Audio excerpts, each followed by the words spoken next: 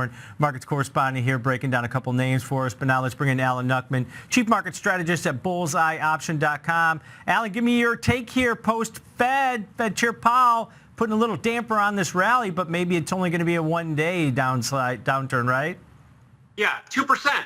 2%, that's all yesterday was. It was an unwind. It was profit-taking pullback. And we could see that as an old trader that you and I both are.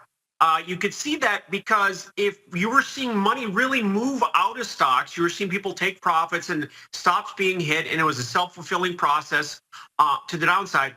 If this was real money movement or real fear, then the bond market would have moved the opposite direction. So money would have moved out of stocks into bonds, and the yields would have gone down instead of up. So, you know, that was a healthy sign that that it was a temporary situation. Now we'll see, you know, this morning we're seeing somewhat of a comeback, but we would trade it sideways in about 150-point range for the month of December in the S&P, and we did not make new highs for 2 full weeks. So you could see that something was brewing there. Yeah, the breath had been pulling back. The number of companies within the S&P 500 above their 50-day moving average was really sliding prior to that. Being led, you know, the markets were still firm due to the fact that the Mag 7 was still outperforming to the upside and kind of carrying the indices. Now, Alan, you know, we're going into the, you know, the end of the year. Typically, we see some window dressing on equities. Historically, over 1% gains, Santa Claus rally.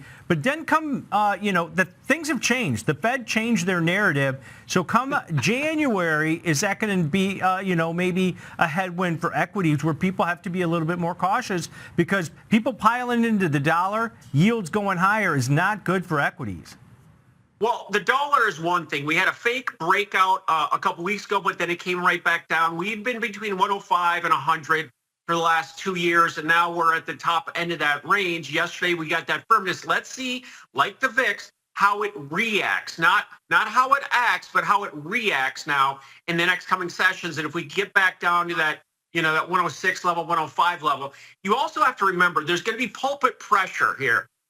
You know, the president and the administration is going to put pressure on the dollar. They're not going to let the dollar maintain at this level. They're not going to let rates maintain at these levels. So this has been the most spoon-fed Fed in the history of the world. I mean, they could not provide more information. Powell has won the war, but all he had to do yesterday was stop talking, and he would have been fine. So, you know, I've been in that situation many times, and at some points you just have to close your mouth, you win, and walk away. Yeah, I see that on some CEO conference calls where you're just like, maybe you should have let the CFO talk during this. But Powell, Al, that was the first time I've seen him in a Q&A session in probably a couple of years where he was a little bit uncertain about what's going on. But I've been pounding the table that, hey, maybe they didn't need to cut 25 basis points. The data as far as inflation goes, and then we just got a revision to GDP still going higher, so people are still out there supporting the economy, and the data is saying that inflation has bottomed out and we're actually ticking a little bit higher. Is that a concern for equities moving into 2025? No, we have an amazing economy, amazing, but the perception is we don't. So we had a whole, you know, cadre of people that wanted to convince everybody that the economy was not doing well. And unfortunately, you can't flip that switch that easily now and say that it's great, but it's been fantastic for the last year. The numbers are amazing, and people have been fighting that. And look at the results. We've got, you know, high employment, and we've got rates coming down. We've got inflation. You know, yeah, we're now at 2.5%, and now we're going to talk about stickiness at 2.5%, 2.6%.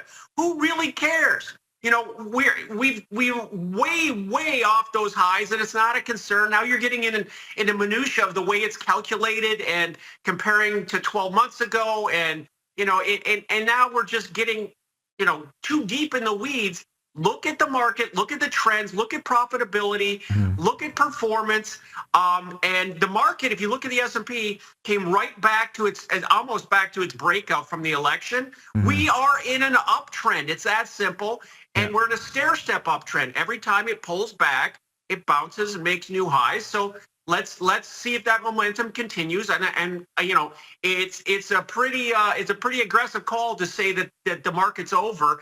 And I'm not ready to say that for sure. I think there's a lot more upside here, and you want to see how we act now after a bit of a unwind, and see if we can get some value here at these levels. Yeah, S&P 500 right at its 50-day moving average, 59.22 if we open right here. And it's been a long time since we've tested the 50-day. Exactly. We haven't tested the 200-day in almost a year, I don't think. Yep, that's going to be key. Real quick here, before I let you go, Alan, a little bit of a reprieve here for Bitcoin, which slid with the overall equity market yesterday, up about 1% here today. What are your projections here for Bitcoin?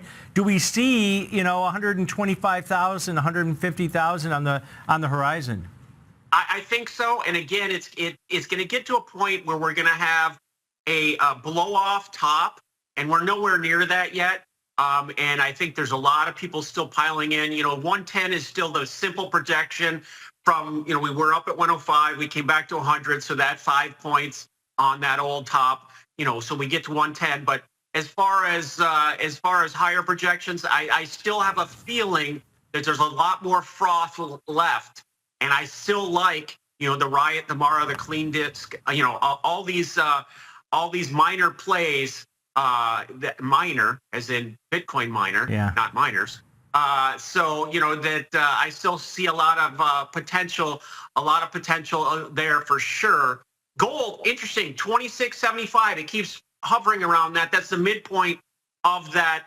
That high to that recent low, and it just can't get any conviction and make a full V recovery yet. Yep, you got to wait for that dollar to pull back, I think, for any bump up in gold at this point. But, hey, perfect timing, Alan. We get a big down day for equities, down nearly 3% for the S&P 500.